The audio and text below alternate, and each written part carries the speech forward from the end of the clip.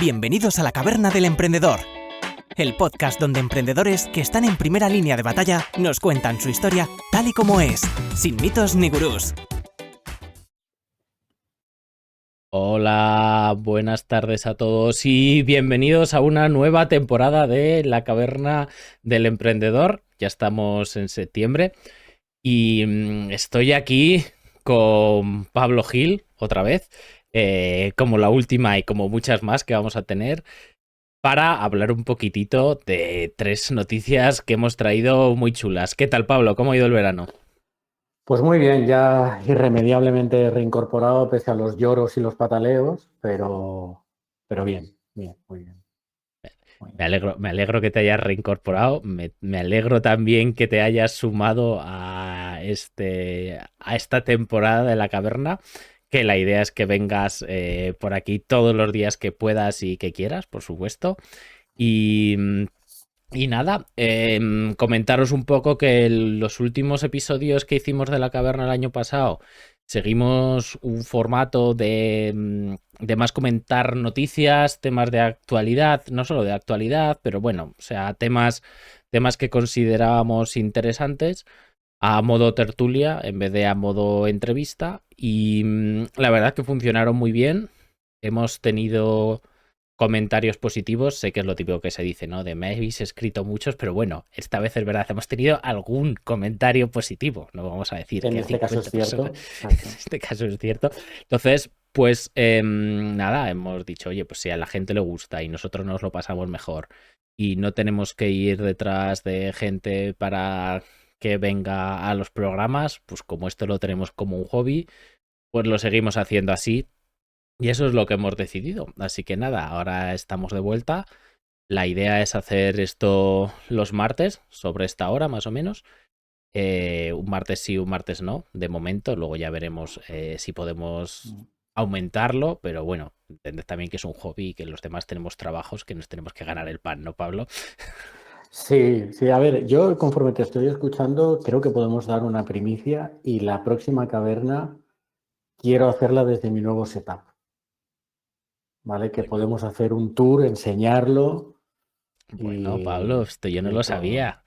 Me Claro, acabas de eso es lo que matar. tienen las primicias. Yo no lo sé, pero bueno, las primicias es Claro. para el público, no para tu copresentador aquí. Ahora me has pillado Sí. sorprendido de verdad. Oye, eso espero que podamos verlo y que esté guay. Estoy seguro que mola un montón porque además sé que a ti también te gusta todo este tema Sí, sí, sí, tecnológico sí. y demás. Así que bueno, pues más que bienvenido. Y bueno, hoy no está Pablo Franco, que no ha podido venir también por motivos de trabajo, haberlo dicho. Esto es un hobby, entonces pues a veces puede pasar. Tenemos que sobrevivir con ello. Desde aquí todo el cariño a Pablo que está rompiéndose los Correcto. cuernos trabajando a la vuelta de septiembre, y ya sabes, ¿no? Los marrones de principio de septiembre. Ujú. Suele llegar, suelen venir todos de golpe y no te los puedes quitar de encima. Nada, Pablo, ¿quieres que empecemos con las noticias? Aunque la primera, los que estéis en YouTube, que por cierto se me ha olvidado, estamos emitiendo en YouTube como canal principal, seguimos teniendo el de Twitch, pero otra de las cosas que os habéis comentado, y voy a decir muchos y es mentira, ¿no? Como hacen todos, o sea que me han comentado dos personas, es que están hasta las narices de los anuncios de Twitch, que es correcto, pero si no eres afiliado tienes muy limitadas muchas cosas, como sobre todo el conversor, pues te lo mandan a 1080 y no te funciona. Y si eres afiliado, pues te obligan a poner o 3 minutos de anuncios por hora, o que cuando alguien hace clic te salen 30 segundos, 1 minuto de anuncios antes de empezar. ¿Qué es lo que pasa? Que nosotros no, o sea, ni quiero ni queremos monetizar de esto. Creo que se habrían acumulado unos pocos euros, llegan ni al mínimo para que te paguen nada en los 2 años. Entonces no tiene ningún sentido, la verdad. Y este contenido en Twitch tampoco estaba atrayendo o está atrayendo gente. Twitch funciona así, es muy difícil. Que se llama discoverability, ¿no? O sea, si estás arriba, pues sales, si no, no. No sé si es el público objetivo y hemos dicho, mira, pues lo metemos en YouTube, que además nos permite configurar todo un poco por adelantado. Y estamos en YouTube, seguimos emitiendo en Twitch porque tengo otro botón para darle a emitir en Twitch, pero que sepáis que a partir de ahora lo que nos vamos a centrar de canal principal es en YouTube, salvo que cambiemos otra vez de opinión de aquí a unas semanas. Bueno, iremos probando, ¿vale?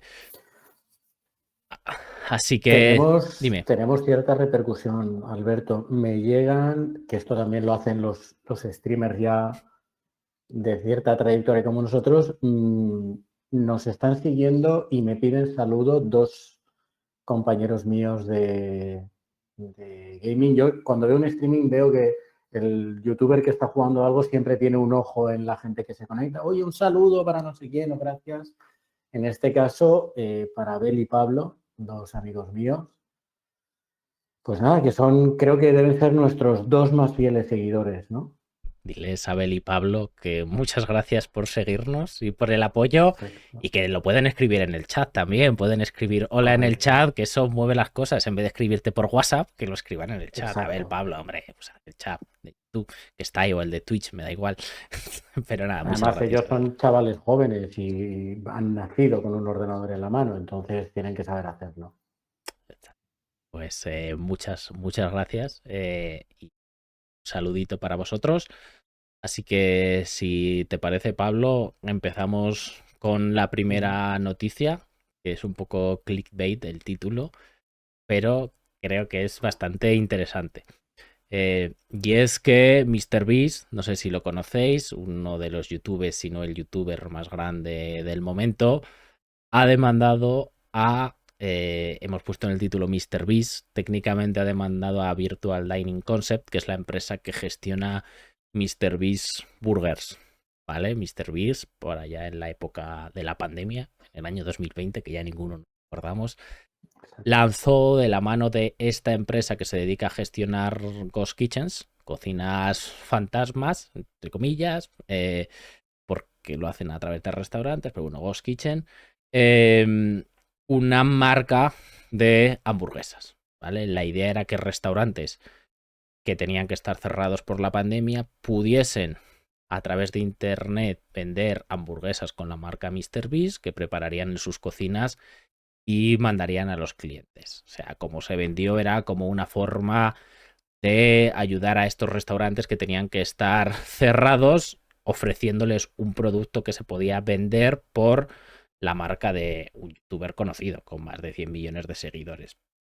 ¿Vale? Entonces, el problema que ha surgido ha sido que, bueno, parece ser, o según dice MrBeast, la calidad de las hamburguesas es pésima, que lo ha puesto en varios tweets, que eso está afectando muy negativamente a su marca, que ya no quiere tener nada que ver con esta empresa porque no se hacen los controles de calidad y se ha dedicado a usar la marca MrBeast para expandir y conseguir a otros influencers y hacer crecer su negocio, olvidándose de que estaba en juego su reputación. Esto lo hizo público, lo puso en Twitter y la respuesta a esto ha sido que Virtual Dining Concept, si a ellos les habían demandado por 10 millones, ha demandado a MrBeast por 100 millones. Técnicamente ha dicho más de 6 dígitos, no, de 9 dígitos, o sea,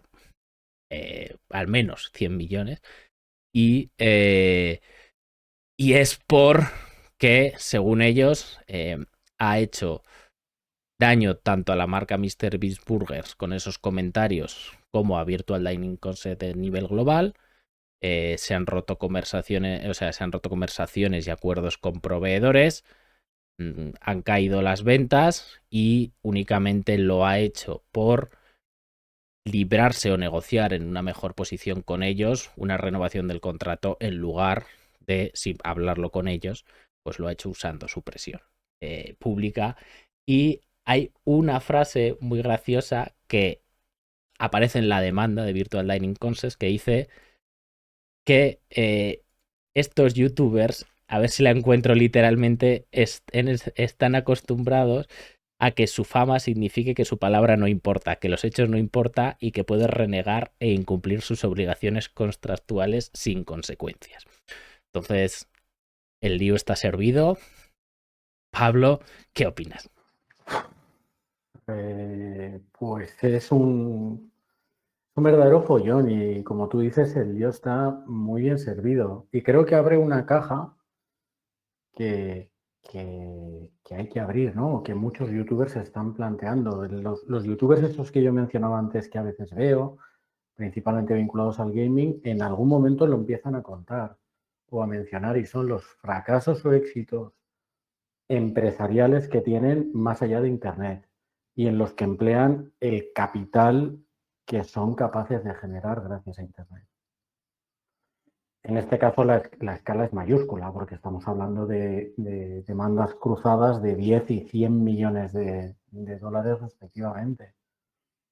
Pero creo que abre mucho ese melón. Yo estoy de acuerdo, creo que abre ese melón, sobre todo creo que, no lo sé, o sea, en este caso me genera una duda, porque si bien es verdad que en la demanda que MrBeast ha hecho a la empresa aparecen 85 páginas de quejas de los clientes, incluso atacando directamente a MrBeast, entiendo que su reacción es de saber muy poco lo que ha firmado al final, porque no creo que exista un contrato, según dice Virtual Dining Concept, él tenía que promocionar la marca y lo normal es que en todos este tipo de contratos aparezca que hay que abstenerse de hacer comentarios negativos en público, aunque parezca raro, esto es lo normal. Entonces, claro, creo, luego ha borrado estos tweets, o sea que supongo que será así, creo que no entiende hasta dónde llega su influencia mm, y ahí creo que se ha equivocado un poco MrBeast, independientemente de que llevase más razón o menos, porque yo no sé si puede llevar o no puede llevar razón, pero claro, cuando te metes en un negocio de cocinas fantasmas, hombre, McDonald's tiene la Universidad de la Hamburguesa, donde vas durante 6 años a aprender a tener las hamburguesas iguales, los franquiciados ponen un montón de dinero para abrir sus negocios, para que la experiencia sea similar. Si hables en la pandemia de golpe con una empresa que no conocía a nadie, cocinas fantasmas y simplemente a la gente le dices, oye, vende estas hamburguesas con estos ingredientes, creo que es bastante esperable que lo que pase es esto. O sea, es decir, que en unas localizaciones hay gente que, yo también he visto vídeos estos días, hay gente que dice que están buenísimas las hamburguesas y otra gente que dice, en esto es que no cumple con sanidad y es verdad y se ven que están malas. Creo que el problema no es tanto de que la empresa lo haya hecho bien o mal, sino de que, ostras, creo que esto era muy difícil que no pasase, que no haya sitios que hagan mal las hamburguesas y no creo que esta empresa tenga ni haya querido tener en ningún momento un control de calidad suficientemente bueno. Y más cuando estás planteando una expansión de este nivel, porque estaban añadiendo cientos de restaurantes a la semana. O sea, era una barbaridad, es imposible. Es imposible, es imposible, es imposible. Es imposible que controles lo que estás vendiendo. Entonces, claro, en esta línea yo creo que el error viene ya de base. O sea, esto era obvio que iba a pasar. Si quieres abrir miles y miles de restaurantes con cocinas que ya existen a esta velocidad, pues era obvio que muchos te van a salir mal. Entonces, lo que está diciendo la empresa es, oye, sí, hay malas reviews, pero no hay más malas reviews que en la media del sector de cocinas fantasmas y lo que tú has hecho es agravar este problema. Entonces, no es que me esté poniendo del lado de la empresa, simplemente porque sí que creo, o sea, tiene pinta de que lo ha utilizado para venderle a otros influencers en vez de centrarse en arreglar su negocio. Pero creo que el modelo en sí tiene un problema grave y es ese. No lo sé, es mi opinión, ¿eh? Sí, probablemente sí, porque es un producto en el que la calidad en todos los productos es importante, pero es que en este es fundamental porque puede estar ligado directamente a la salubridad. Esto es algo que la gente se come.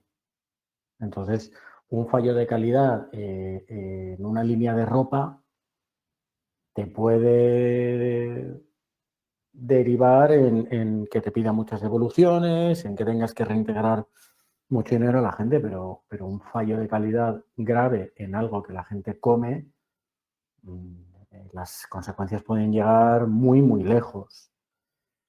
Es cierto también un poco, estoy hasta cierto punto de acuerdo con lo que dice la marca, ¿no? Es decir, no da igual, no dan igual las consecuencias. Tú estás cabreado, que me parece muy bien, o estás decepcionado, o estás, no sé, como estés, porque el negocio no está funcionando mal, o consideras que se está usando tu nombre de forma no adecuada y te calientas y pones 4 tweets o haces un vídeo en YouTube. 4 tweets que si tienes 100 millones de seguidores tiene una repercusión tremenda y da un fundamento a la otra parte para cuantificar un daño y ponerte una demanda como tal. En un país además tan judicializado como es Estados Unidos, en el que las leyes y las normas son muy escuetas y casi todo se dirime en tribunales, como suele ser mucho más habitual en el mundo anglosajón. Entonces, claro, probablemente si tú eres un youtuber o una personalidad de internet o un creador de contenido de ese volumen, deberías estar asesorado de una forma mucho más consistente y tener principalmente unos abogados que te digan, macho, cuidado con lo que pones en redes, cuidado. Y yo en mi trayectoria, cuando me he encontrado en empresas casos de es que este ha ido y ha dicho de mí, a día de hoy un abogado lo primero que te dice es, hay un antes y un después de que eso salte o no salte a redes. Y es un baremo a la hora de decir, te voy a poner una demanda a ti, Alberto Bordegé, porque has dicho que mi empresa no sé qué. ¿Has saltado a redes o no has saltado a redes? Si tienes 100 millones de seguidores, o 100 millones de seguidores en YouTube, más otros tantos en Twitter, más otros tantos en Instagram, esa circunstancia o ese problema se multiplica, ¿no? Al final, o sea, desde el punto de vista, independientemente de que MrBeast lleve razón, la realidad aquí es que el negocio de Virtual Lightning Concept, al menos con ese nombre, hasta cierto punto podríamos adelantar sin equivocarnos demasiado que está muerto, porque se basa en conseguir influencers que pongan su cara a una comida y ellos hacen el marketing en los globos de turno, no estará Globo en Estados Unidos, pero en los globos de turno para que nos entendamos y conseguir restaurantes que lo preparen en los distintos sitios. Claro, si tú eres alguien conocido, que eres un influencer, que crees que eso se puede hacer, no creo que se te ocurra ahora mismo ni en el futuro hacerlo con esta empresa. Entonces, claro, el daño que has creado es, independientemente de que llevases razón, el daño que has creado es muy grande y puede estar justificado, ¿no? Si llevas toda la razón del mundo y lo haces con pruebas, pues perfecto. El problema es que tienes que tener muy claro que te puedes defender cuando pones ese tweet, porque si luego resulta que el juez dice que las quejas no están por encima de la media del sector, que se estaban manteniendo los controles de calidad que se ponían en el contrato y que se prevén necesarios, entre comillas, o que no se le puede pedir más a una empresa de este tipo, entonces te van a ir a pedirte a ti esos daños que has generado. Entonces, aquí creo que se calentó. No, se calentó. Claro, pero es que Sí. si eres un profesional de ese nivel, de esos vuelos, pues igual te lo tienes que pensar antes de calentarte. Deberías, por lo menos, antes de criticar el negocio de alguien. Claro, es un problema porque al final dices, oye, cualquier persona podemos poner lo que queramos en nuestras redes, correcto. Sí, pero o sea, es ¿por qué él no puede hacerlo? ¿Por qué no tiene ese derecho? Sí que puede, pero claro, si yo pongo en mis redes que Virtual Lightning Concept pues es mierda, y perdón por la expresión, pues bueno, pues, y me van a escuchar, o sea, decir, da igual, no va a pasar nada y es mi opinión. Claro, si eres una persona con un contrato con ellos, con información interior y sale y dice eso, cuando probablemente en ese contrato ponga que tienes Claro. que hacer publicidad, según dicen ellos, y promocionar la marca, cosa que ha puesto en tweet que ya no se iba a centrar en eso, sino en su nueva marca, y en vez de eso, no solo incumples esa parte, sino que lo criticas, por más razón que lleves, estás en un problema. No sé cómo acabará, la verdad. Es que, claro, además hay que decir, o sea, dar un poco de formalidad a algunas cosas cuando decimos, él no puede decir, esta marca es una mierda, hablando mal y pronto. La responsabilidad empieza cuando empieza el daño. Si yo, Pablo Gil, que tengo 0 seguidores en redes sociales, pongo esta marca es una mierda, el daño que causo es 0. Y por lo tanto, lo normal es que mi responsabilidad sea 0. Ese sería un baremo más o menos razonable para evaluar esto. Es decir, incluso aunque a mí alguien me llevara a juicio por decir tu producto es una mierda, cuando tuvieran que llevar una pericial de parte o cuando el juez dijera, vale, tiene usted toda la razón, este señor ha sido completamente injusto y está fuera de lugar, que diga que esto es una mierda. ¿Qué daño le ha causado a usted? ¿Cuántos pedidos ha perdido? ¿Cuántas ventas han bajado de ella? Pues mire, 0, porque al Pablo Gil este no lo conocen ni en su casa.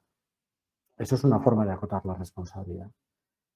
Claro, además es que es muy diferente porque si MrBeast como consumidor de McDonald's hubiese dicho a mí estas hamburguesas me parecen una mierda porque me saben a cartón. No sé, no sé en Estados Unidos, pero yo no creo que en España, aunque tengas 100 millones de seguidores, McDonald's pueda hacer nada, porque tú lo estás haciendo como consumidor y estás dando tu opinión.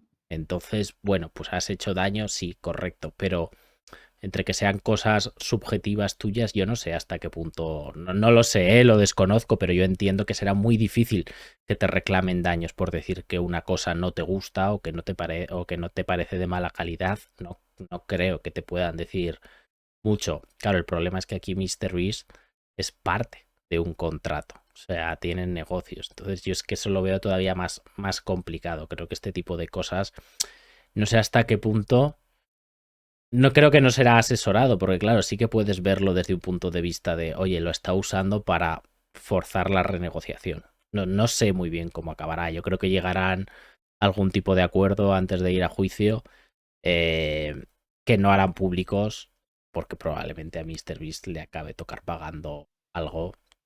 Con algo me refiero a bastante y para cancelar el contrato. No lo sé, me imagino que andarán por ahí los tiros.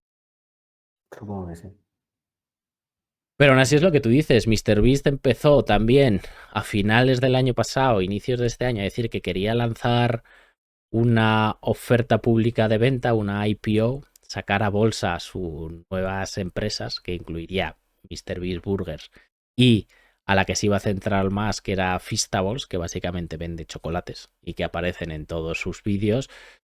Entonces ahí estamos un poco en lo que tú estabas diciendo al principio, es decir, los youtubers intentando salirse de la dependencia, o youtubers o creadores de contenido de la dependencia de que todos sus ingresos vengan de sus vídeos. Y con sus vídeos me refiero a Google si estás en YouTube, a Amazon si estás en Twitch y las marcas que hacen publicidad en tus vídeos.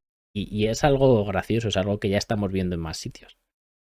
Sí, sí, y creo es que la figura del creador de contenido a mí me llama mucho la atención porque es otro nuevo perfil profesional. O sea, no es el perfil de un futbolista, ¿no? Que en ciertos casos pues ya ha derivado en una vida muy ostentosa. No parecen llevar, hablo sobre todo por los youtubers españoles, ¿no? Los famosos que se han ido a Andorra, que así tal. Sí que, por ejemplo, pueden llevar un coche muy llamativo, pueden llevar, pero no parecen llevar un tren de vida disparado, ¿no? Parece que es gente dentro de lo que cabe profesional, parece que es gente consciente que opera en un mercado o en un sector nuevo, absolutamente vinculado a la tecnología con todo el riesgo que se conlleva. Y creo que de una forma estructurada y razonablemente profesional están intentando lo que hace cualquier empresa o profesional de éxito, que es diversificar. Pero claro, debe ser difícil. Estaría bien, deberíamos intentar conseguir un creador de contenido para hacerle una entrevista, ¿no? Que nos lo cuente. Tuvimos a Karma, vino Karma en su día, se lo podemos contar, Ujú. le podemos preguntar otra vez, o si no, también podemos plantear, hablamos con él de este tema. Lo que pasa es que sí que es verdad que él está muy enfocado en Twitch. A mí me gustaría también alguien de Instagram, alguien que esté muy Claro, enfocado en YouTube, que igual es otro tipo, no es tanto prepararte tus sesiones de juegos o tus directos, sino la preparación, ¿no? Del contenido de viajes, de no sé qué. Esto a mí creo que sí que sería interesante, podemos plantearlo, sí. claro. Y tú has estado en un sector muy específico en el que dominas algo muy específico, la creación de contenido, el lenguaje que utilizas, es todo absolutamente especializado. Y entonces pasas, entiendo yo, a reunirte con gente que te habla de BitDAS, que te habla de ROIs, que te habla de cash flows, que te habla de pacto de socios, que te habla... Y si a gente que estamos metidos en ese sector, por así decirlo, a veces se nos hace áspero, a alguien que viene de otro mundo, se le debe hacer más difícil aún, ¿no? A ver, entiendo que si al final estás entrando en un mundo que desconoces, yo MrBeast para informarme de esto, pues he visto bastantes vídeos y lleva ya más de 10 años. O sea, y creo que no llega a 30, o sea, lleva desde que estaba en el instituto haciendo vídeos. Y él contaba que él es un obsesionado de la mejora, que empezaba a primera hora de la mañana un grupo de 5 o 6 personas que querían ser youtubers y que hacían vídeos y hablaban hasta última hora de la noche sin cerrar la conversación. Imagínate un mito, un Discord, ¿no? De 16, 17, 18, 19 horas, 5 o 6 tíos hablando de todo, de probar si las letras en este tamaño de fuente aumentan un 0,1% la tasa de clic. Y que así pasaban los días y los días y los días completamente obsesionados por esa mejora de un poquito, esa mejora de un poquito, esa mejora de un poquito. Y, y ahí también iba en línea con otro punto que comentaba de lo que es la obsesión por YouTube, que era de hacer un vídeo un 10% mejor, no implica que lo vea un 10% más de personas, implica que lo van a ver 10, 20 veces más, porque estás compitiendo con todos. Entonces, está siempre buscando la perfección. ¿Qué quiero decir con esto? Que al final una persona tan enfocada, tan metida en YouTube, tan obsesionada con YouTube, no entiendo muy bien en qué punto puede estar realmente gestionando estas otras empresas. No sé si me Claro. explico. Es muy difícil que entienda de estas empresas, que entienda lo que se está haciendo en estas empresas. Entonces empezó con una cesión de su marca. Claro, una marca que para él lo es todo porque le está dedicando 17 horas al día, como loco, a hacer vídeos y a hacer vídeos perfecto, y se lo cedes a una empresa que lo que hace es maximizar esto, no preocuparse por tu marca. Y ahora con Feastables, que es lo que él controla, pues tiene un poco más de control, porque tendrá el 100%, no sé cómo lo tendrá organizado, y él puede decir lo que se hace. Pero ahora sí, o sea, es decir, si te dedicas tanto a YouTube, ¿cuánto tiempo puedes dedicarle a esto? ¿Cómo afectará a tu marca? No lo sé, para ellos tiene que ser, o sea, yo no creo que esté en un momento el de saber lo que puede estar haciendo. Igual me equivoco, ¿eh? Pero o se rodea de gente muy buena, o es que tiene que ser Es un que mundo alienígena para él todo esto. pensemos, ¿qué edad tiene aproximadamente este Creo que tiene hombre? 25 años, si no me equivoco, o 25 o 25 27 años. años. Y llevará ya unos años, o sea, los 100 millones de seguidores no se hacen de un día para otro. Es decir, igual este chico es profesional de la creación de contenido desde que tiene 14 años. Sí, incluso antes, sí, sí. O sea, y creo que empezó incluso antes a ser creador de contenido. Podemos buscar la edad que tiene, pero, pero 25 años tiene. 25 Y años. tiene 25 años, lo que te he dicho, y él empezó ya creo que con 13 o 14 años.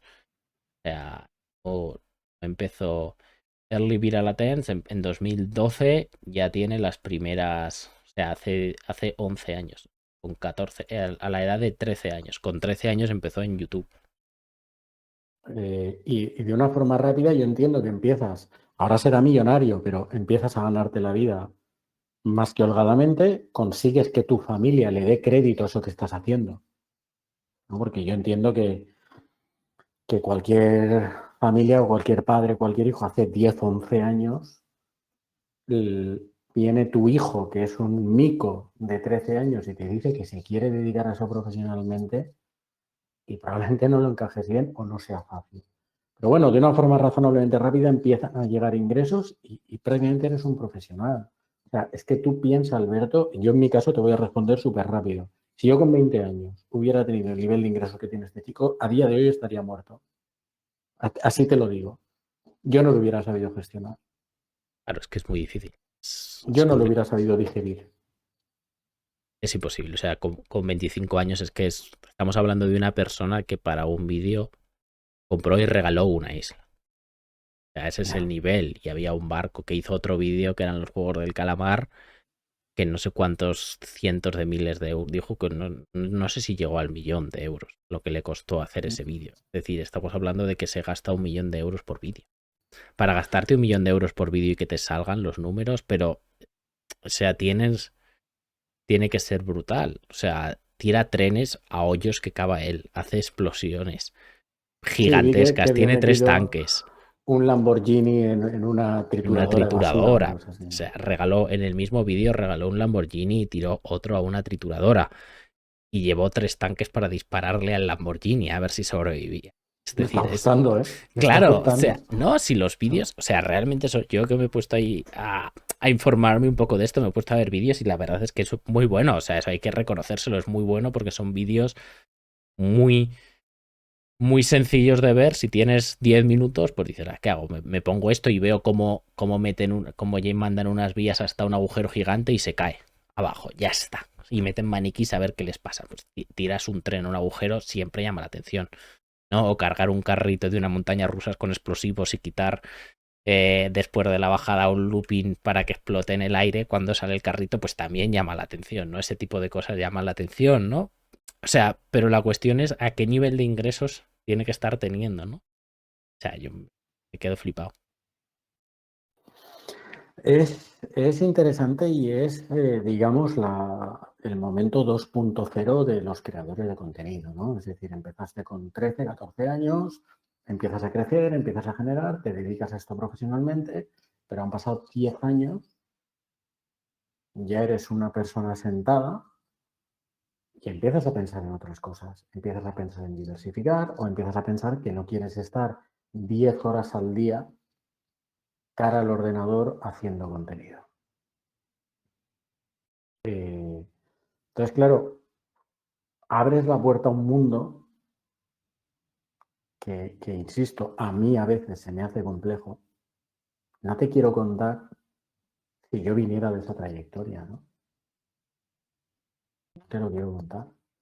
Correcto. Y es difícil. Y hay algo que no estamos mencionando, pero que es importante mencionar y que creo que los youtubers también han empezado a contar algo a ese respecto. Quizá incluso creo que es un tema que deberíamos tratar en algún programa de forma un poco más íntegra, y es la salud mental de esta gente.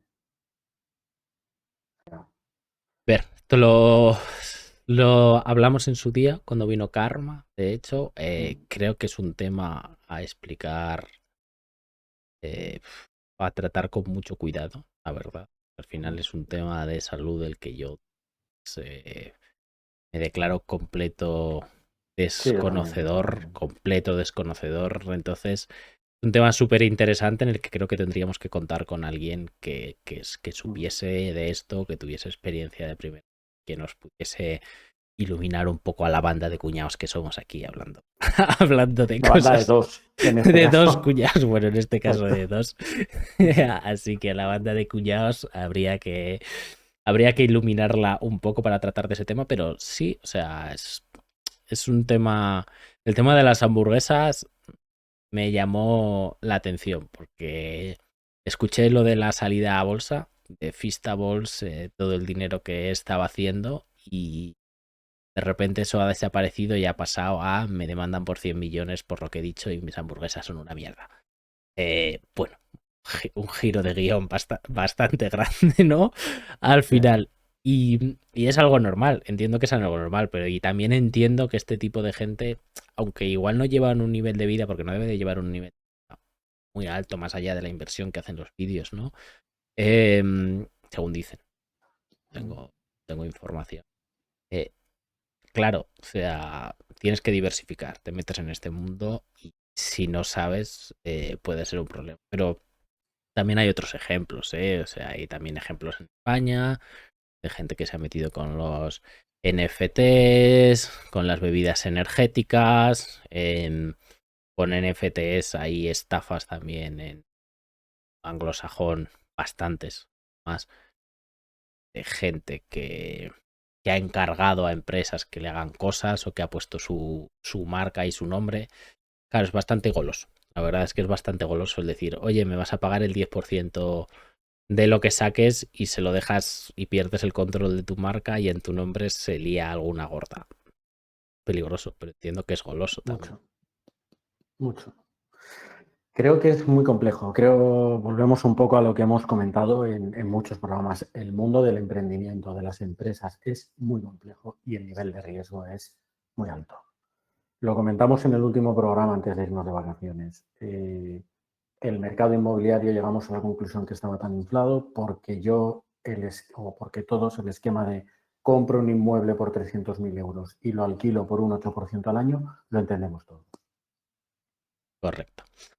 Entonces, bueno, Entonces, ahí se queda lo de MrBeast. Veremos qué es lo que pasa en esta denuncia cruzada. Yo, si tuviese que apostar y poner una porra, creo que en las noticias no aparecerá nada más. De repente ya no habrá Beach Burgers, o por lo menos no habrá MrBeast Burgers gestionadas por la empresa Virtual Dining Concept. No nos dirán cómo ha pasado, pero me huelo que la persona que le va a tocar pagar a la otra es MrBeast a Virtual Dining Concept, por lo poco que he leído. Igual hay cosas por detrás que no sabemos. a mí lo que me llama mucho la atención es lo rápido que ha preparado la respuesta a esa demanda en la otra parte, lo rápido que ha sido. Porque muchas veces cuando tú te demandan y tienes que responder y tienes que aportar cosas como una pericial y tienes que aportar cosas como cálculos concretos, tú a un juez le tienes que decir, a mí este señor con su actuación me ha perjudicado en tanto y cifrarlo. En este caso son 100 millones de dólares, ¿no? Pero tienes que cifrarlo y tienes que soportarlo. Y se ha preparado a una velocidad pasmosa. Quizá esto se estaba cocinando. Eso es lo que te estaba diciendo. Yo creo que Muy esto es como bueno. el matrimonio que ves que se va a la mierda y una de las partes ya tiene preparado antes de que pase el caso. Es algo obvio. O sea, igual tenían preparado escenario en caso de que MrBeast ponga tweets criticándonos. Todo esto y añade aquí los tweets. No lo sé. A ver, entiendo que Virtual Dining Concept, si son gente inteligente, entienden que el mayor riesgo de su negocio es precisamente esto. Y están preparados para responder en caso de esto. Si tu negocio se basa en licenciar marcas de youtubers para luego ir a restaurantes y coger unas recetas con la marca de un youtuber y que las vendan, y sabes cómo funcionan las ghost kitchens y no eres tonto y sabes que va a haber quejas y sabes cómo funcionan los youtubers y sabes que igual a alguno se le va la boca y que eso te fastidia el negocio, pues entiendo que este escenario lo tienes preparado. Si eres una empresa seria, o sea, entre comillas seria, o sea, que se sabe defender, ¿vale? Yo entiendo que este escenario lo tienes preparado y que sabes que puede ser el principal problema que tiene tu marca. Porque claro, para ellos lo que yo te digo, yo no creo que para ellos sea fácil ahora mismo levantar este negocio. A ver, que todo se pasa en el mundo, pero o pivotan o creo que les va a ser difícil conseguir licenciar marcas de otros youtubers a partir de ahora. Sí. Desde luego. Entonces, bueno, pues yo creo que no sé si quieres añadir algo más de este tema. Yo creo que ya hemos tocado el clickbait bastante, así que nos vamos a la parte aburrida, a lo que es la parte de finanzas. Lo tenéis en la descripción. Otra parte buena de YouTube es que podemos poner en la descripción de lo que vamos a hablar para luego saltarnos sobre la torera. Exacto. Y es la propuesta de uno de los candidatos a la presidencia de Argentina, probablemente, según dicen varios analistas, el que más probabilidades tiene de ser presidente de Argentina, Milei, de dolarizar oficialmente a Argentina. Es decir, coger el Banco Central de Argentina y los pesos argentinos, despedirlos a todos y decir, a partir de ahora, oficialmente, toda Argentina funciona con dólares estadounidenses, los impuestos se pagan en dólares estadounidenses y el peso desaparece. ¿Por qué propone esto?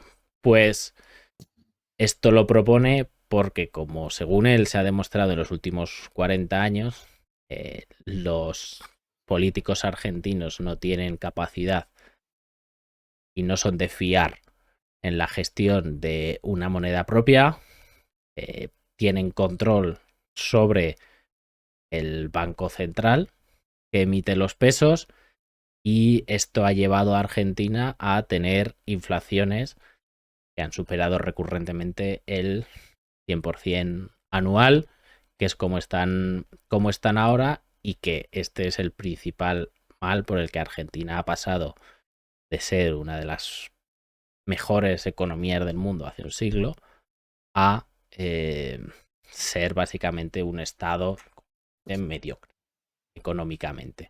Y como los políticos no son de fiar ni van a ser de fiar, lo mejor es quitarles la capacidad de emitir moneda porque es lo único que les obligaría. Esto es lo único que les obligaría a estar controlados. Esto es lo que él propone. Luego ya nos metemos en la opinión que, Pablo, te dejo empezar a ti si quieres. A ver,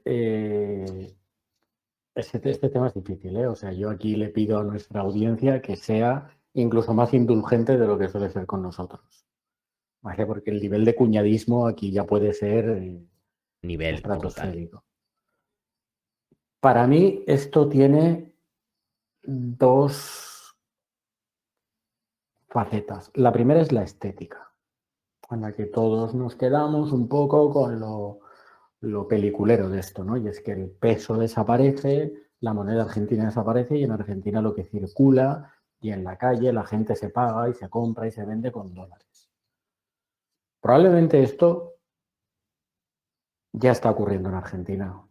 Yo estoy convencido que en Argentina y en la mayoría de países de Latinoamérica te puedes defender operando, funcionando con dólares, sobre todo en efectivo, ¿no? Más allá de transferencias bancarias, ¿no? Porque la transferencia bancaria sí que entiendo que exige, aunque solo sea como puente, llegar a la moneda local y es difícil a día de hoy adquirir dólares en un banco o en una cuenta denominada en pesos, ¿no? Pero por lo menos parcialmente la dolarización ya sea una realidad.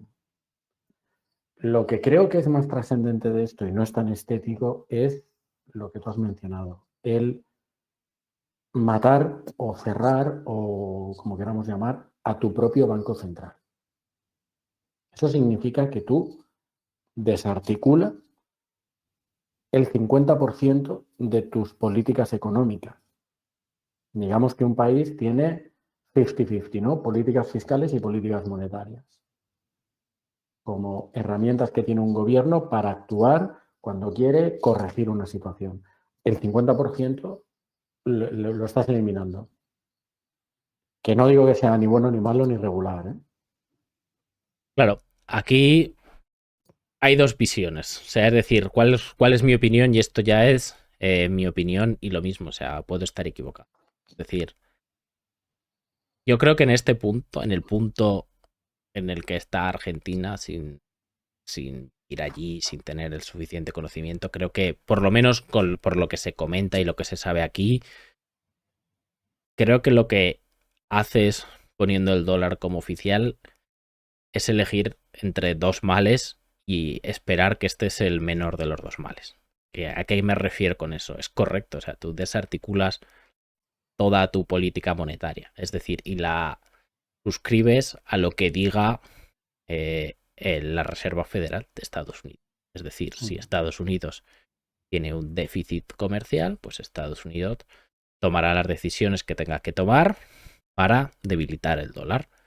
Si tú estás en el caso contrario, pues vas a ir a peor. O sea, es decir, estoy en el caso contrario, necesitaría aumentar los tipos de intereses en vez de bajarlos, reducir la oferta monetaria para que se aprecie y no exportemos tanto, importemos más. Pues no, al revés, justo estar haciendo lo contrario. Entonces, eso te puede llevar a un problema serio. O sea, es decir, estás perdiendo esa capacidad, que es, o sea, esa capacidad de gestionar la política monetaria. Si bien habría que entrar mucho más en detalle si realmente las políticas monetarias es lo adecuado o simplemente es la típica solución mala a corto plazo, como, que sé, como voy a tomar una Coca-Cola Diet Coke porque te toma mucho azúcar. No sé si esa es la solución, ¿vale? Eso ya sería, podríamos pegarnos horas hablando. Pero claro, es que la parte B, o sea, la parte B es brutal. Es decir, es tener una inflación del 100%. O sea, Eso es una en locura. Argentina no puedes Es ahorrar. una locura. Es tirar, o sea, no puedes ahorrar, tienes que ir corriendo a gastarte el dinero. En los supermercados pone que los precios pueden subir desde que entras hasta que sales. O sea, pueden llegar a subir. No sé, sinceramente, yo que me dedico más a la parte financiera, no sé cómo puedes hacer previsiones de un negocio. Pero claro, tú en Europa, vale, pues la inflación se puede ir al 6, al 7%, al 2, al 0, al 8, pum, vale, ok, te puedes estar equivocando. Pero claro, cuando no sabes si va a estar al 40, al 100 o al 200, ¿cómo haces una inversión a largo plazo? Ahora mismo es muy difícil hacer una inversión a largo plazo, es muy difícil invertir en circulante, te puedes descapitalizar a una velocidad brutal si vendes a un precio equivocado. Si subes demasiado los precios no vendes, pero si los subes demasiado poco, una vez que los has vendido, no es que no te hayas tenido margen en el producto porque lo has comprado más barato, es que luego cómo recompras ese producto. Es decir, te descapitalizas a una velocidad brutal. Cualquier dinero que tengas en el banco no vale nada. O sea, olvídate lo de pagar a 60 días que se hace aquí en España. Claro, ahora comentamos lo de los bancos, que para mí tiene miga, pero o sea, yo entiendo la medida desde el punto que la política económica y la clase política argentina de los últimos 50 años ha sido absolutamente ruinoso. Entonces, puedo entender que haya alguien que diga, por mera estadística, ligar mi política económica a la de los Estados Unidos es difícil que me ponga en una situación peor de la que estoy. O sea, la mera estadística, que es una ciencia que a mí me encanta, te dice que es más fácil que estés acertando a que te estés equivocando. O sea, desde ese punto de vista, es una medida, no sé si utilizar la palabra desesperada, pero, joder, ¿cómo de mal le puede ir a un país que tiene una inflación mensual del 11%? Es decir, más de un 120% al año con esta medida. ¿Cómo de mal te puede ir? Claro, la cuestión es esa, o sea, es decir, llegas a un punto en el que yo puedo estar de acuerdo, que es decir, por favor, no hagas nada. Aunque esté mal, las cosas es mejor que no tomes una decisión de ningún tipo, porque la vas a cagar más. Porque no haces más que cagarla. Pero al final es que yo creo que no es tanto es que, claro, dolarizar tiene muchos riesgos. O sea, tiene muchísimos riesgos porque pierdes también el tema de poder, entre comillas, emitir toda la deuda que quieras. Porque al final lo que está haciendo Argentina y el principal problema es que el Estado, para las políticas que quiere hacer más populistas, menos, gasta constantemente mucho más de lo que ingresa. Y entonces, ¿cómo hace eso? Pues lo hace diciendo, Dándole a la oye, máquina de imprimir billetes. voy al Banco Central, como no hay una separación entre el Banco Central y el gobierno, cosa que por ejemplo en Estados Unidos pasa, pero en Europa pasa mucho más, porque al final son 27 bancos centrales, tienen un mandato y no te digo que sea perfecto, pero pasa más. Pero allí, si el gobierno dice imprime más billetes, pues lo hacen, independientemente de lo que ponga en la ley. Entonces, ¿qué es lo que pasa? Que cuando imprimes más billetes, lo único que estás haciendo es a la persona que ese dinero valga menos. Entonces estás cogiendo, no generas, no es mágicamente, no aparecen más panes y más peces, como Jesucristo. O sea, no generas nada. Simplemente lo que estás haciendo es decir, vale, tú tenías uno de 100, ahora yo imprimo otro de 100. Lo que estás haciendo es robarle 50 de los anteriores a esa persona que había ahorrado 100. Entonces, al final, básicamente el Estado lo que está haciendo es robar para comprar votos constantemente durante 50 años. Entonces yo entiendo que desde ese punto de vista lo que se diga es, mira, es que no podemos evitar esto, o sea, no hay manera. Llevamos 50 años haciéndolo mal, no cambia, cambiamos de gobierno, sigue estando mal, entonces la única solución es quitarle la maquinita al gobierno. Totalmente. Desde ese punto de vista lo entiendo perfectamente, perfectamente. También supongo, y si nos está viendo algún argentino que nos corrija en comentarios, que en Argentina tiene que haber un volumen de economía sumergida tremendo, porque no entiendo cómo, o cuesta entender, en un país con una inflación del 100% al año o del 120%, no hay una guerra civil.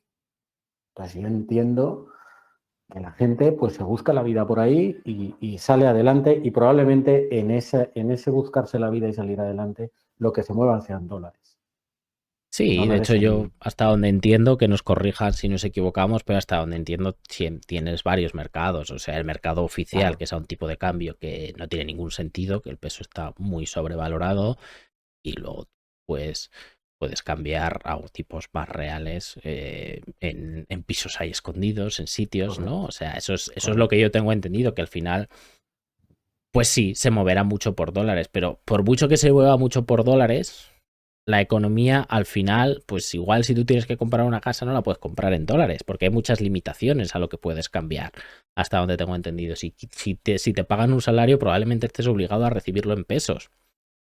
Es que probablemente el horizonte temporal con el que está funcionando el argentino de medio, de a pie, a día de hoy, es muchísimo más corto que comprar una casa. Es salir adelante este mes. Y el mes que viene ya veremos lo que pasa. Correcto, pero claro, pero así es normal que si esto a largo plazo es así, sea imposible que crees una economía productiva, porque si las inversiones las haces a mes visto, no puedes invertir a largo plazo. Es imposible que generes un crecimiento económico si no puedes predecir, pero además si no puedes guardar. O sea, porque al final, ¿quién te va a dar dinero? ¿Cómo te van a dar dinero? ¿Por qué? Porque es imposible. Si yo voy y le pido al banco dinero, ¿cómo me va a dar algo denominado en pesos 100 pesos? ¿Cómo me los va a dar? Sé que 100 pesos es una mierda, ¿eh? Pero 100 pesos, ¿cómo me los va a dar para devolvérselo dentro de 5 años? O 10, como se puede hacer aquí en Europa si haces una inversión productiva. Si es que esos 100 pesos dentro de 10 años igual no valen ni un peso. Entonces, ¿para qué me lo van a dar para que yo les devuelva 100 A pesos? mí, claro, todo este proceso, por eso te mencionaba lo de los bancos, y estoy completamente abierto a que alguien o me corrija, ilustre o lo que sea, me suscita lo siguiente, ¿no? Pensemos en un banco argentino. El negocio de un banco argentino y de cualquier país del mundo, pero en este caso argentino, es un negocio absolutamente apalancado. Yo como banco capto depósitos en su mayoría a la vista. Es decir, no es ya que sean de vencimiento a corto, porque para mí banco es un pasivo. No es ya que sean de vencimiento a corto, es que son vencidos. Es decir, pueden entrar por la puerta los dueños de esos depósitos y me piden retirarlos. Y concedo préstamos que muchas veces son a largo, por ejemplo, hipotecas. En esa situación, ¿qué pasa si tú ahora dolarizas la economía? Muy complicado. Probablemente generes una crisis financiera brutal en este ¿Qué momento. pasa con eso? De repente, esto va a ser tan sencillo como, oiga, usted tenía una cuenta corriente que era 1 millón de pesos, pues eso ahora son $300. Y el que debía la hipoteca es simplemente entrar en el Excel y dividir por el tipo de cambio y un cambio de denominación, o ¿qué pasa? ¿O qué pasa? Con un negocio, insisto, tan apalancado como es el de un banco, cuando le cambias la divisa en la que está operando. Ojo con eso, ¿eh? Ojo. Claro, al final es un tema porque, bueno, esto ya es un más técnico de cómo lo harán, porque claro, si tú tienes una hipoteca concedida en pesos con los tipos de interés de pesos, no es tan sencillo que te metan un tipo de interés del 100% para que pueda eso tener sentido y compensar la inflación. Ahora no puedes cambiarlo a dólares y poner un tipo de A interés pelo. del 100%. O sea, eso es obvio que no se puede. Además, lo que tú comentas muy bien, o sea, el apalancamiento, entre comillas, que tienen, o sea, el riding de yield curve, ¿no? Este que hacen de coger a corto y prestar a largo es ultra peligroso. ¿Sí? Ya es peligroso de normal, pero claro, en un cambio así de una moneda con una inflación de este tipo a un dólar es muy complicado y además sigue habiendo problemas, o sea, es decir, porque, vale, le quitas el Banco Central, ¿vale? No puede emitir dinero, pero no eliminas todos los riesgos porque sigue teniendo el gobierno control sobre los bancos.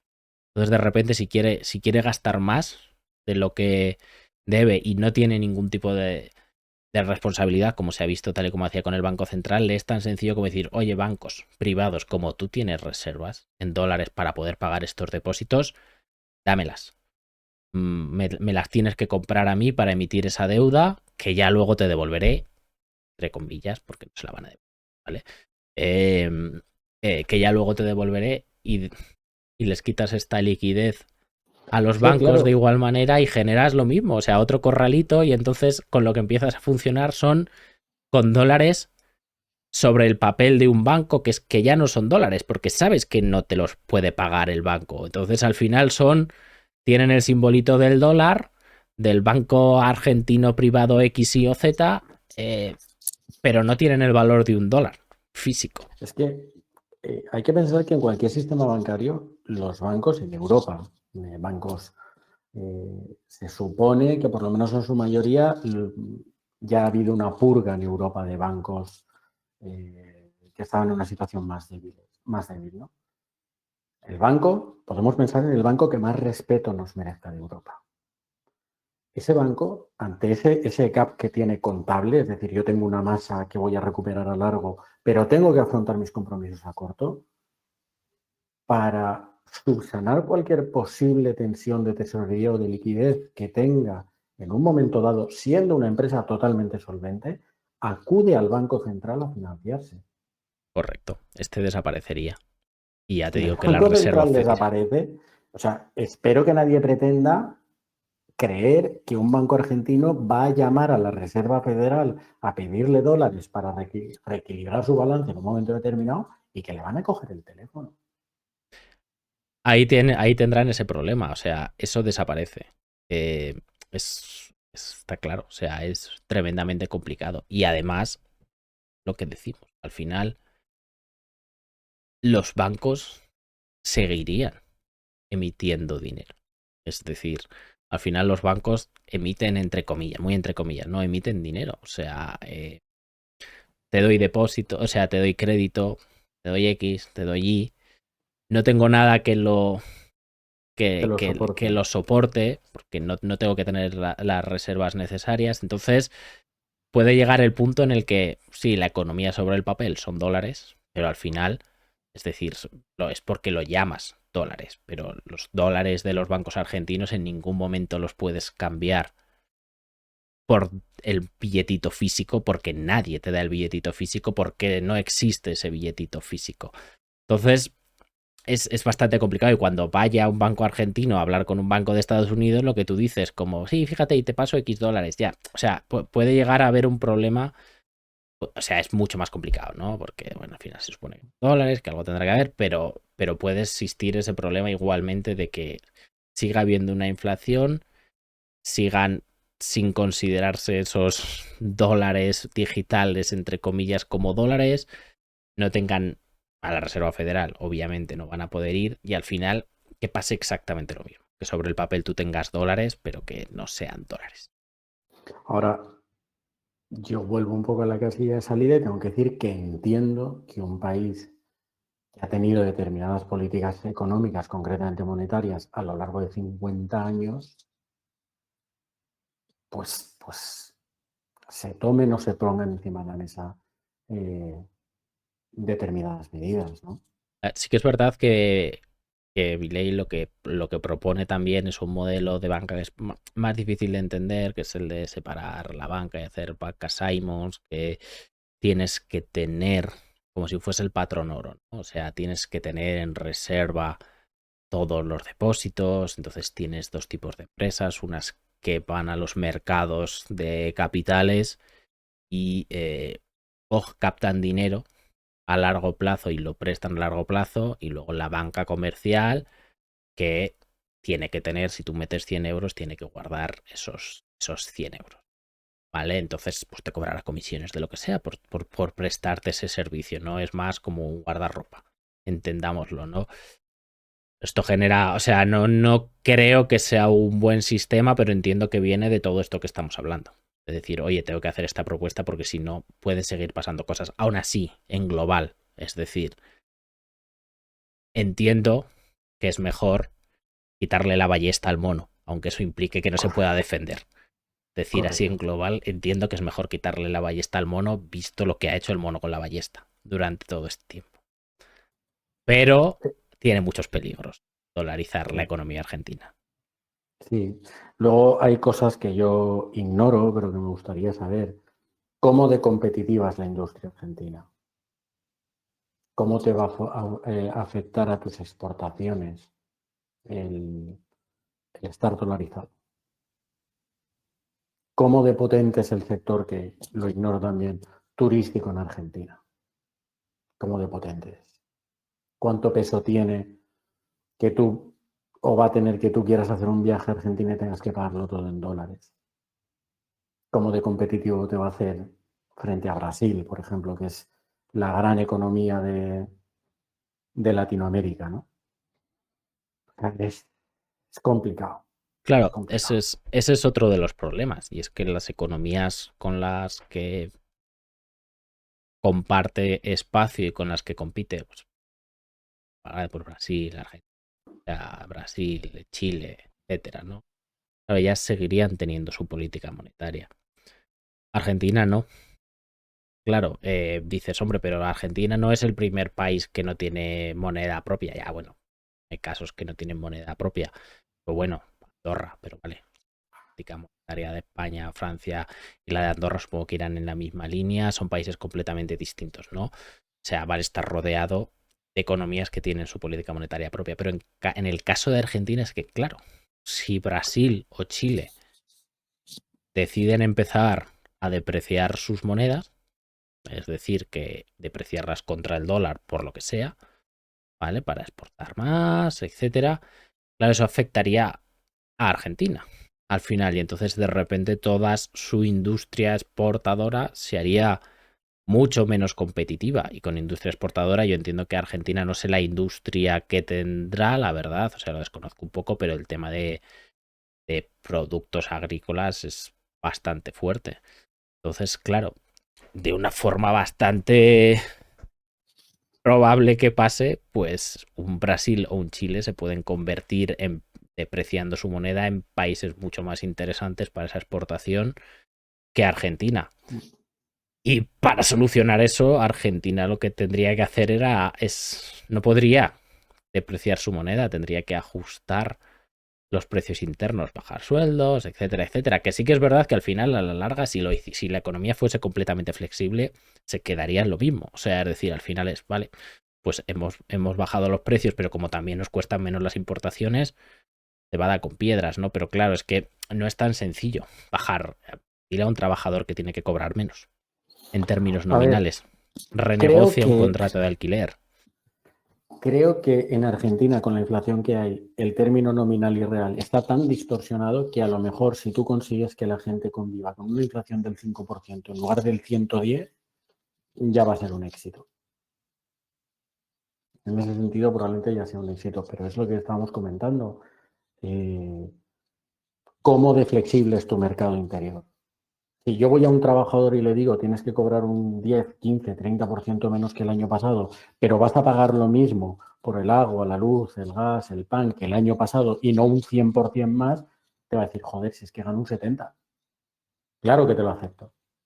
Pero yo no sé si existe, estamos hablando de un país con una cultura tan profunda económicamente hablando o tan fuerte económicamente hablando.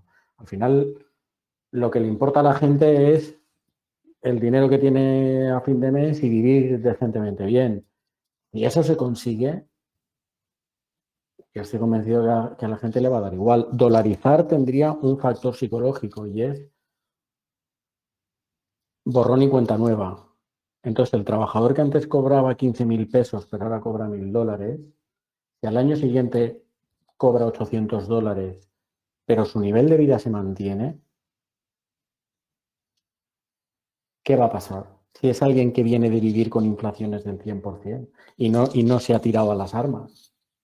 A ver, yo creo que la gente tiene más cultura general, más cultura por lo menos de lo relacionado al tema de inflación y financiero que la media de España. Yo con los que he hablado, hablar de inflación, hablar de tipos de interés, hablar de todas estas cosas y es, yo que sé, como hablar de fútbol en España, ¿no? O sea, creo que es el tema de todas las comidas, porque es que, claro, al final, tú aquí en España le hablas a alguien de inflación y dice, no, pues yo tengo 300.000 euros en el banco al 0%. Y ni se entera cuando hay un 7% de inflación y él sigue creyendo que tiene lo mismo, Sí. ¿sabes? Un año tras otro año tras otro año, porque es algo que no te tiene que preocupar. Allí creo que es algo tan vital que no puedes tener el dinero en el banco, que es algo de supervivencia pura, ¿no? O sea, decir, oye, Pues si me he creo, ganado 100.000 pesos, no voy a tenerlos en el banco, o los cambio a dólares o me los gasto o veo qué hago, pero no pues pueden estar creo ahí. que esa persona te compraría una dolarización. Creo que por eso este señor ha sacado los resultados que ha sacado. Es decir, si alguien piensa, yo en 2024 ganaré $1.000 al mes y mi cesta de la compra serán $600 y en 2025, aunque gane $800 al mes, mi cesta de la compra serán 400 o serán 500, pierdo $100 de poder adquisitivo, pierdo un 10. ¿Qué es lo que estoy perdiendo a día de hoy en un mes? O sea, es tentador no decir que sí. Sí, sí, no. Y al final también lo estamos poniendo, estamos hablando de las cosas malas, pero hay muchas cosas buenas y tampoco es un caso tan extraño. O sea, España, por ejemplo, política monetaria, sí que es verdad que tiene la política monetaria europea que se supone que tiene en cuenta todos los países, pero son muchos países, cada uno con su economía, verdad que no es tan heavy como no tener ninguna capacidad de decisión y depender de la decisión de otro país del otro hemisferio de la Tierra, aunque estén en el mismo en América, están lejos y no se parecen en nada a las economías, es verdad que no están heavy, pero España no tiene política monetaria. También acorde bueno de lo que eso ha implicado en las crisis financieras. Antes Yo, metías inflación del 26%, ahora tienes que ajustar sueldos reales, precios reales, que caigan las casas el claro, 40%. Antes habrías dado a la máquina de imprimir y ya está. exacto. Yo este año estuve de viaje, te lo comentaba a ti, Mm, fuera en Albania. Es cierto que Albania es un país muy pequeño en todos los sentidos, ¿no? Pero en Albania tú puedes manejarte en euros y no es un país, ni siquiera es de la Unión Europea, no es de la zona euro. Es cierto que tú muchas veces pagas en euros y te devuelven en leques, que es su moneda local. Pero al final es un país en el que las dos divisas conviven perfectísimamente. Pero es que además no es que le puedas pagar en euros al sitio donde comes o cenas o te tomas un café. Es que yo compré una SIM de Vodafone para tener teléfono móvil allí y en Vodafone pagué en euros. O sea, en una empresa o en un sector ya muy, o que se supone muy oficial. Entiendo que eso en Argentina también pasa sin tener pruebas, ¿no? O sea, es decir, ¿qué vendedor no va a querer cobrar en dólares en vez de en pesos? O sea, honestamente, yo preferiría cobrar en dólares porque el peso me lo tengo que gastar rápidamente. Entonces, si aplico el tipo de cambio que corresponde, lo prefiero tener en dólares. ¿Por qué? Porque el dólar pierde 3, 4, 5, 6, 7% al año, el peso pierde la mitad del valor. Al final, incluso más de Claro. la mitad del valor. Yo Entonces, yo por prefiero eso esto. creo que el ciudadano medio argentino tiene en su casa una cantidad de dólares mínima, que es lo que le está permitiendo sobrevivir, Correcto. Entonces, que es claro, lo que va dosificando. claro, el punto yo creo que es entre que tú tengas la herramienta, llámalo peso o llámalo leque, lo que quieras, ¿no? Que te permite pagar a tus funcionarios, emitir deuda, darle a imprimir, ¿no? Emitir deuda en tus mercados, etcétera, y eso tenga algún tipo de enlace con el resto de la economía que se supone que se puede comprar, pues tienes esa herramienta. Cuando eso desaparece, se supone, o al menos sobre el papel, que tú tienes que ser más responsable, porque si sigues haciendo lo mismo, pues lo normal que pase es que nadie te preste dólares. Los mercados internacionales, como no los puedes emitir, te quedas sin dólares, ¿vale? Se los puedes quitar a tus propios bancos de sus reservas y la lías parda, perfecto, pero cuando se les acaben se quedan sin dólares. Entonces llegará un momento en el que el gobierno, que no puede pagar ya en pesos, sino en dólares, pues no le quede otra que reducir el déficit. Salvo que te empiece a pagar en un papelito que diga te pagaré en dólares en el futuro. Entonces ya estás emitiendo una moneda. Pero bueno, por lo menos se lo pones más difícil, ¿no? O sea, es decir, vale, yo qué sé, hemos quitado la ballesta al mono, vale. O sea, es decir, si sigue teniendo piedras para tirarnos, pero bueno, pero por lo menos ballesta ya no. No lo sé, yo creo que es un caso muy interesante. Es cierto que hay otros países que están dolarizados, pero son países económicamente muy pequeños, muy, muy pequeños. Argentina sería con diferencia la economía más grande dolarizada, más allá de Estados Unidos, por supuesto, del mundo. Ecuador está dolarizado, pero Ecuador es un país económicamente mucho más pequeño. Es lo que el caso que te comentaba de Albania. Albania es muy pequeño en todos los sentidos. Y Albania está semi-euro, no sé cómo decir dolarizado con euros, ¿no? Porque está atrayendo muchísimo extranjero en este momento. Pues eso. Que al final creo que es, en general, creo que es una medida mejor. O sea, es decir, es como si tienes gangrena en la pierna y dices, ¿qué hago? ¿Me la corto o me muero? Bueno, pues córtatela.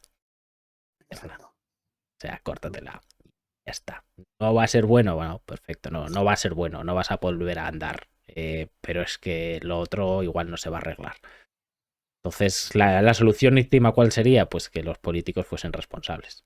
Pero como no es el caso, creen que va a poder serlo, pues creo que es una medida que tiene sentido por lo menos analizar. Desde luego.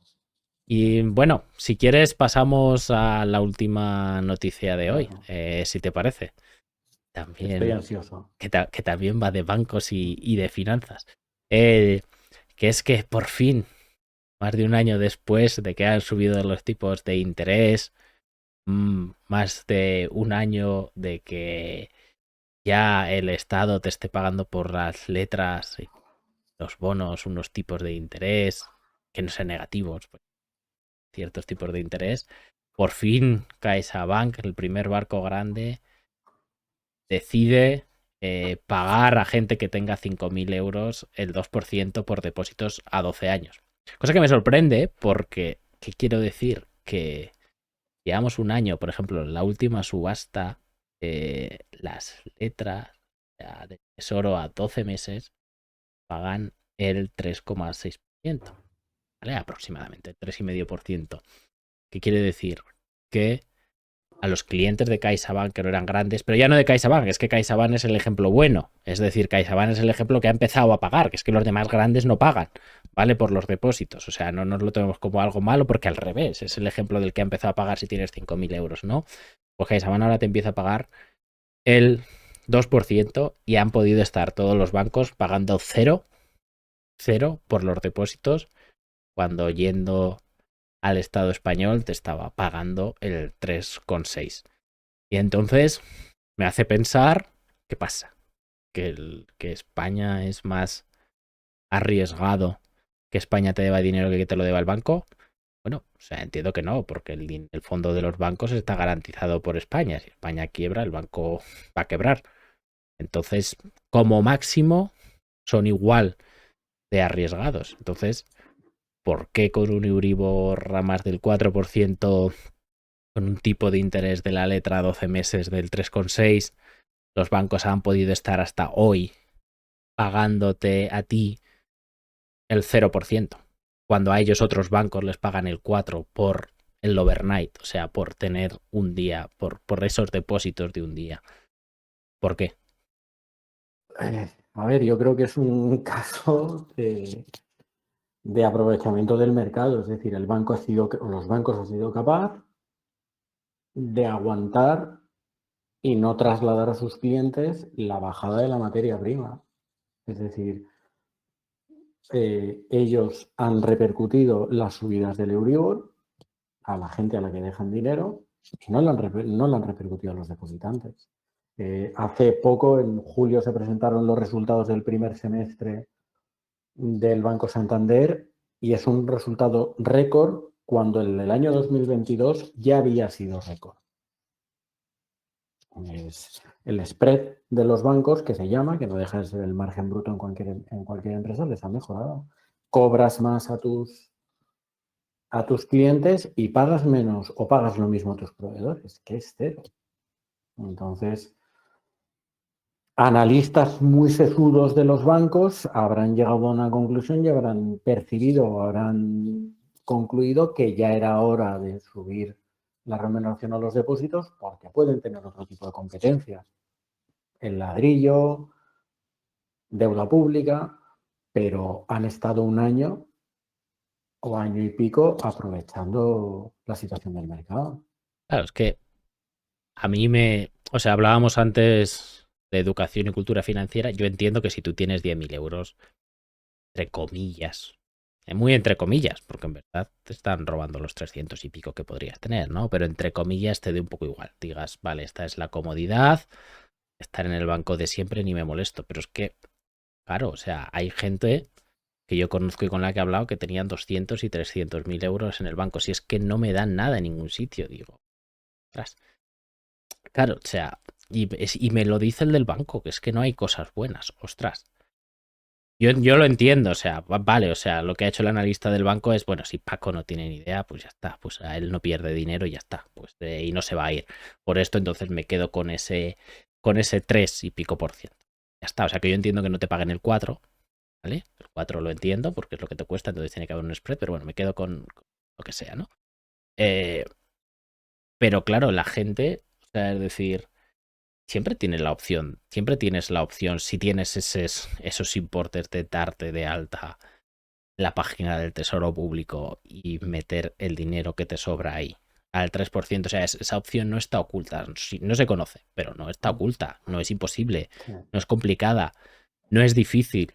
Entonces, ¿hasta qué punto llega el desconocimiento del consumidor español o la vagueza? Porque igual es por comodidad, ¿eh? Y dices tú, bueno, pues si tengo 100.000 euros y me van a dar 3.000, mira, hacer todo este tinglado por 3.000 euros no me interesa, ¿vale? Ostras, pues digo, joder, pues mucho, pues bien tienes que ganar, ¿eh? Porque no es tanto tinglado.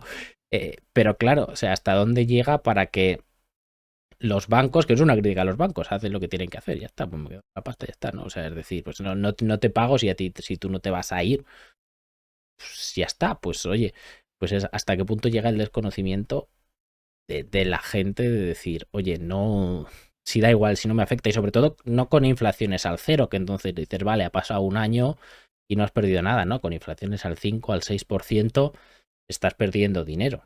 De las dos formas vas a perder, ¿eh? Si tienes una inflación al 5, con el 3,5 pierdes igual, pero bueno, pierdes. Pero pierdes mucho menos. Exacto. También la banca no deja de ser un oligopolio.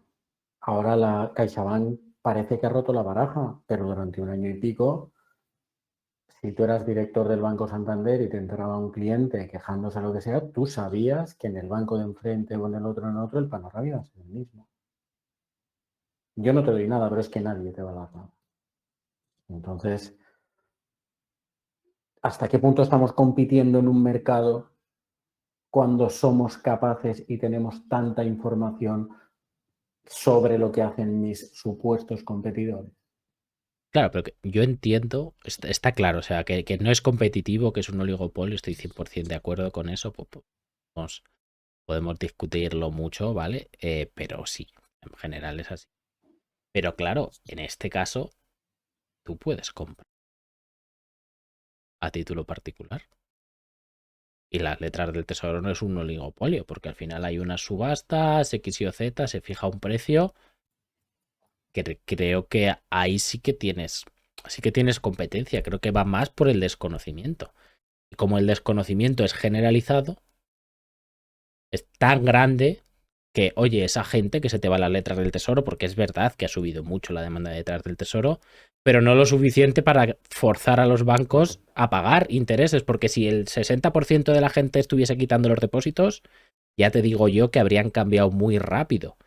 Lo que pasa es que no será y más cuando hemos hablado antes de que no tienes para pagar esos depósitos, pero si te empiezan a quitar esos depósitos, ya te digo yo que solo con que el 10, el 20% hubiesen dicho, vale, pues me voy a las letras.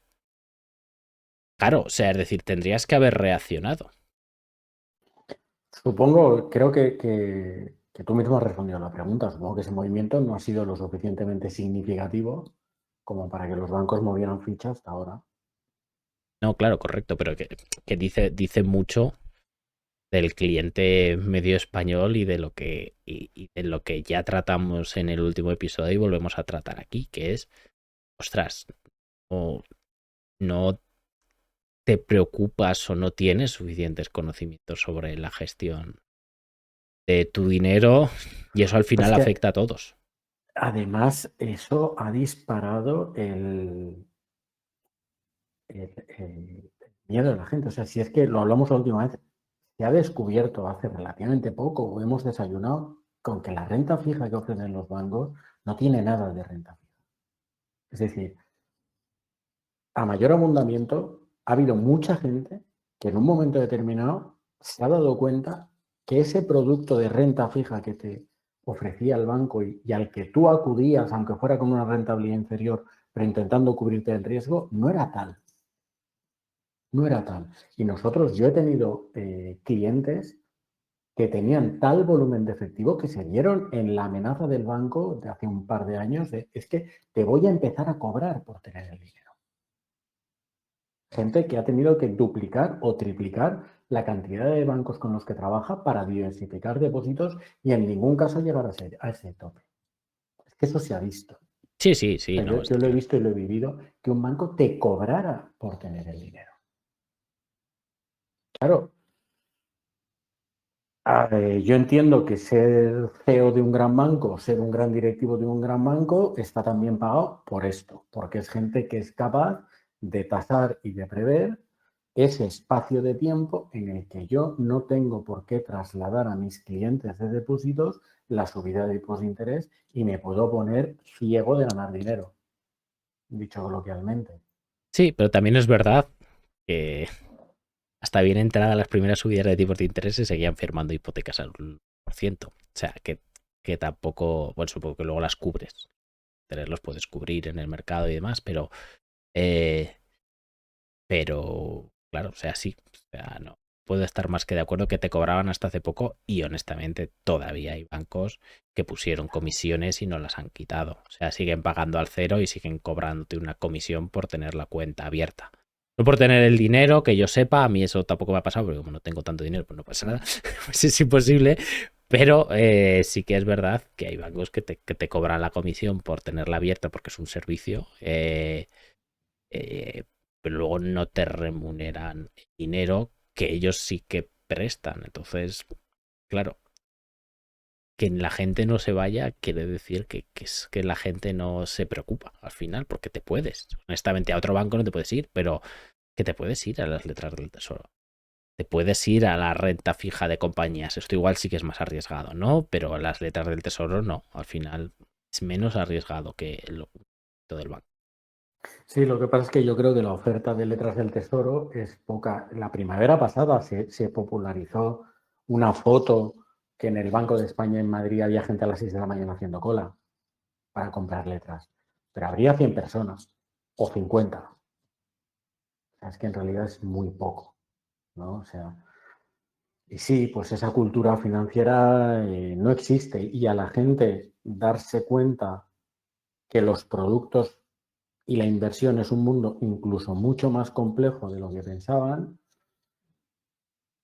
también le afectó. Por eso el mercado del inmueble está tan sobrevalorado y ya hace tiempo que más de la mitad de las compraventas de pisos se hacen sin hipoteca. Porque Paco, tu conocido que tiene 200 o 300 mil euros, dice, tío, compro un pisito, lo alquilo y déjame, y no me cuentes historias. Es que es complicado y se hicieron muchas burradas y ahora la gente que tiene dinero prefiere no arriesgarse. comprensible, era más una noticia llamativa, la verdad. Es llamativo que ya 17, 18 meses desde que empezaron las subidas de los tipos de interés, o sea, ahora cuando un banco lo empiece a remunerar, la verdad. Pero bueno, ha sido ahora. Es verdad que había bancos pequeños que lo hacían, ¿eh? Ahora no nos venga alguien diciendo, no, lo que habéis dicho es mentira. Sí que se remuneraban en la banca de mi pueblo. Bueno, vale, bien, perfecto, bien. Estamos hablando de los 4 grandes. ¿Vale? O sea, es decir, estamos hablando de los 4 grandes. Los pequeños puede que en algunos sí, en otros puede que no. Pero ahora es cuando se empieza a hacer, entonces, nada, no podemos abogar un poco más que porque la gente, pues, hablar con ellos y que entienda un poquito más dentro de lo cuñados que somos o que por lo menos se informe, ¿no? Sí, a ver, el sector bancario en España, bajo mi punto de vista, tiene una trayectoria muy triste. Aquí tuvimos una herramienta que eran las cajas de ahorros, que se usó fatal. La cosa acabó como acabó. Y ahora pues tenemos 3, 4 grandes bancos que con un peso en el mercado que es el que tienen. Y por expresarlo de forma muy coloquialmente, si esta gente tiene un grupo de WhatsApp en el que hablan entre ellos, pues ya está. O sea, eso, ya está el sector bancario regulado. Arreglado. Arreglado. Problema resuelto. Pues no sé, Pablo, si tienes alguna apreciación más de esta noticia. Si no, la verdad es que ya hemos tocado las tres de esta quincena. La verdad, muchas gracias por pasaros a todos lo que os habéis pasado. Gracias, Pablo. Y nada, ya lo sabéis, nos vamos despidiendo. Estaremos aquí cada 15 días, los martes. Quienes os queráis venir, los martes a las 3, los que os escuchéis por podcast o en diferido, pues nada, si le dais a like y esas cositas, pues lo que decimos siempre, pues ayudáis. Y si no le dais, pues no pasa nada. O sea, con que lo escuchéis ya nos sirve. Muchas gracias y buenas tardes a todos. Hasta luego. Chao. Chao.